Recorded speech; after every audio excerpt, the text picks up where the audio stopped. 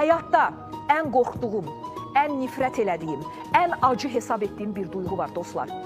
İnsanın özünün özünə heyfi gəlməsi. Bu çox acı bir duyğudur.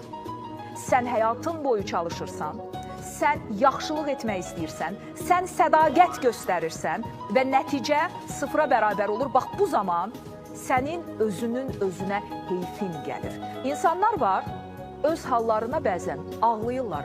Sözün əsl mənasında və otururlar, gözünün yaşını tökürlər. İnsanın o məninin məni ilə qalan vaxtları var. Bax, bütün dediyim o duyğular onda dilə gəlir. Və mən bu duyğuları heç bir qadına, təbii ki, kişiyə də, amma xüsusilə qadına, çünki çox zaman qadınların özünün özünə heyfi gəlir. Mən qadınlarımıza mübariz olmağı, istənilən durumda, yıxıldıqları halda üst başını belə, tozunu, kəsəyini təmizləyib yenidən ayağa qalxmağı və həyata gülümsəməyi, bəzən məhz acığa gülümsəməyi arzuluyuram. Çünki siz gülərək o gülüşü evinizə gətirəcəksiniz. Çünki sizin yolunuzu gözləyən evdə bir evladınız vardır, bir körpəniz vardır. Özümüzə görə də, o balaya görə də, bizi dünyaya gətirən ana atıya görə də yıxılanda yerdə sürünməyə haqqımız yoxdur. Mübariz olun əziz qadınlar. İnanın, yaradan yanımızdadır.